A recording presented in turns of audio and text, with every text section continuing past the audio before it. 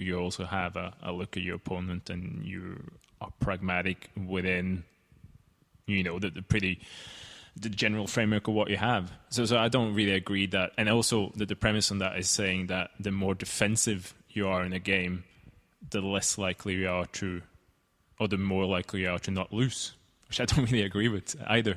You can come out and you can play aggressive offensive football, and that might, even though there's a clear gap of quality between the teams, doesn't necessarily mean you have more of a chance to lose it. I think it's just, if you play well and if you still play your own football, I think you just got just as much a chance, to get a good result anyway. So I don't really subscribe to the notion that just because you come out very defensively and maybe you play a 4-5-1 or something like that's ultimately going to get you a better results. I just don't think it works like that. It's too easy a correlation. Well, I do think when it's done before, the only comparable game Dyla has had this in Strømsgodset, so when they drew Atletico Madrid in the Europa League, and they did exactly that. They went to Madrid and they just played the usual game, and it worked for about, I think they were 1-0 up at half-time and lost 2-1. But so that's them sticking to the principle. I don't think Ronny Dyla is ever going to play a destructive defensive game. It's just the classic quote from him when he was a TV pundit during Chelsea's semi-final in the Champions League last year against, I completely forgot, but basically he said that he'd rather go out of the Champions League than play like Chelsea did. So I think he'll, that's easy to say in a TV studio when you're not in the San Siro playing Inter Milan, but I also think that he will stick quite close to his principle, although he obviously won't do anything stupid either. And we talked when the draw was made about the best way to go about trying to get a result against Inter. And you were saying, Chris, that not being silly with it, it's Inter Milan, but having a go is really what we want to be doing, because that's the only, there's weakness there is inconsistency. Do you think that's changed now with the changes they brought in? No, I wouldn't say so. I still don't. I've always thought this Inter side don't like it up them, to quote a term, and I would still say that. I still think running at them would be. We would have a chance of, having some luck if we kind of run at them. And in terms of the Europa League, I think I've touched on it before, and I don't think the Europa League's particularly going to be a priority for it. Well, I know they've come out and said that they could qualify for the Champions League if they win the Europa League, so they're looking to do. But historically, Italian sides aren't particularly,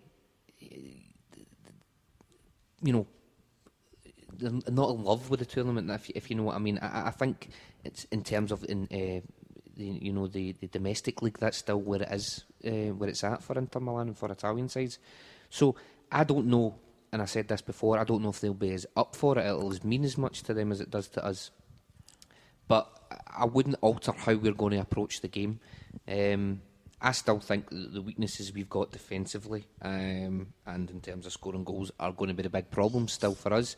But I would still go at them. I don't see any reason why we should change. And also just a point, I think, it's not, Inter isn't that far off qualifying Champions League through the league, especially if they pick up form now. Absolutely. The Serie A is quite tight in terms of the teams that are below Roma and Juventus. Yeah. I mean, obviously Louis a Fiorentina fan as well. They won at the weekend and they'd been on quite a poor run, but they're kind of back in the European mix now as well. It is quite tight from about 3 down to about 10, so they could feasibly qualify for the Champions League through the domestic form.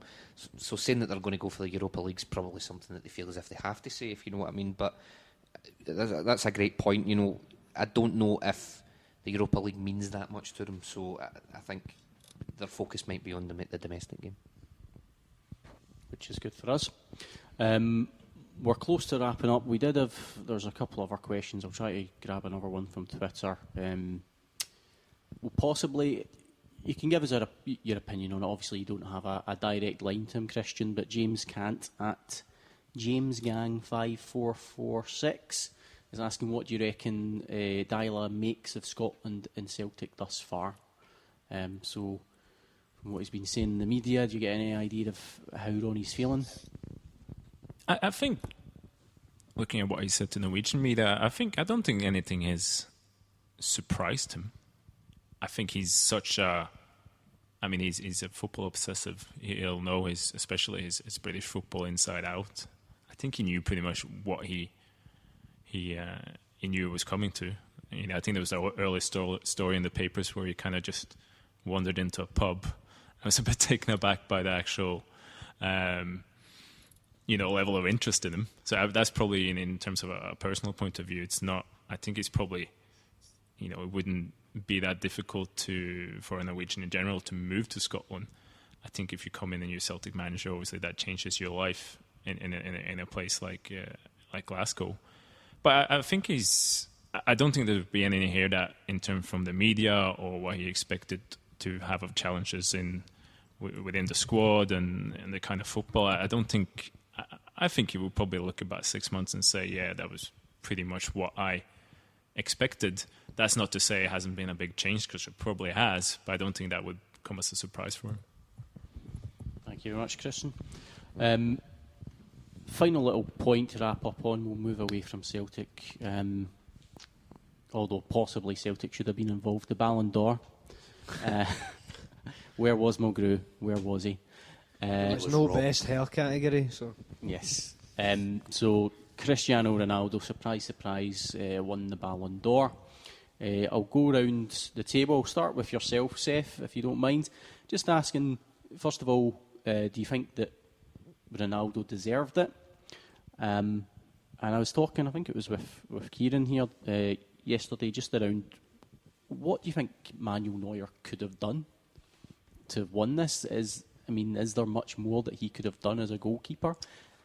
Is the fate of a goalkeeper that unless there aren't no outfielders particularly performing well, that they're never going to win this award? No, there have been in the past. I think was it Oliver Kahn that won it one year. But is there much more that Neuer could have done, and did Ronaldo deserve it? Seth? No, I don't think there's any. I don't think there's any more that Neuer could have done. I mean, this is pretty much if Neuer doesn't win it, and I don't think any goalkeeper is going to win it. I mean, granted, he's up against Ronaldo this year, but the problem with goalkeepers, in terms of comparing them, they're not comparable to outfield players, which is that's what you're implying. They're not. You can't really look at the stats and say, okay, this is an apples to apples comparison, and this apple, is better. So it makes it difficult to make that kind of judgment. As far as Ronaldo is concerned, yeah, of course, for me, he earned it. He's such a caricature of himself, right? But that doesn't diminish or take away from, it shouldn't diminish or take away from the fact that he works harder than anybody, right? And it's not, he's such a physical specimen. We sometimes there's a tendency to think like, wow, look at all that natural talent. But he, as far as I can tell, my understanding is that he works really, really hard, and he's, super dedicated, and, whatever else his qualities, as a character or a person, he's definitely, the best footballer in the world right now, in my opinion. Yeah, no, I'd agree with that. I think I don't think Messi really deserved the award. So with Neuer, as we said, being a goalkeeper, it was really a one-horse race. I mean, I did see the betting before it was announced that Ronaldo won it tonight. I seen the betting, and it said that Ronaldo was odds on by a mile. Then it was Neuer, and then Messi was 33-1. And I actually think that's probably quite fair, to be honest. I don't think Messi did have a particularly great run. Or you try to drown me out, so that I shut up. It's like at the Oscars when they start the music. The speech. Maybe it should be my acceptance speech.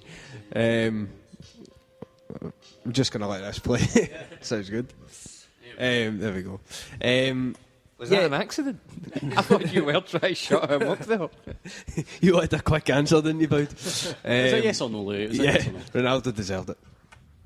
Mr. Sermanni, what are your thoughts? You can give us words. That was entirely accidental. Just don't go over 20 seconds and it'll drown you out. Should have been Francesco Totti, especially. I mean, if they seen his double and then his selfie celebration yesterday, that would have. I think they should have had a quick recount this evening before awarding it. No, Ronaldo is. People seem to get quite emotionally involved with the whole Ronaldo Messi thing and who's the best and whatever. And for me, I think right now Ronaldo's a better player than Messi, although overall I would say that Messi's had a better impact and is a better player. But he absolutely deserves it. Neuer couldn't have done anything else. From a personal point of view, I always think it's better to be positive than negative, as in a keeper stops goals going in, and I would always give it to a player who creates goals and scores goals, and I would say he deserves it. I just wanted, because I know you're going to go to Christian next, and I just wanted to want to say him off. But obviously, because it's now over and we know who's won, FIFA released a document that shows you how the votes and who voted for who. Scott Brown and Gordon Strachan both voted for Ronaldo. Brown didn't vote for Messi at all in his top three, I noticed. But Roy Hodgson, England manager, voted for Javi Mascherano for the best player in the world. What's your thoughts on that, Christian? I mean, it's so Hodgson, it's borderline cliche of himself to do that. I'm surprised it didn't go for like somebody like Paul Konchesky or Christian Paulsen. If Shia LaBeouf had a vote in this, I think it would have been similar to Hodgson's. That's the level that we're dealing with here. I mean, the man is just amazing in so many ways. I think the whole... I think there's a couple of things. Well, I think there's three things. First of all, I think the Ballon d'Or doesn't really matter. And people get quite sensitive about it sometimes as well. Having said that, I'm going to go off on a big theory on it as well.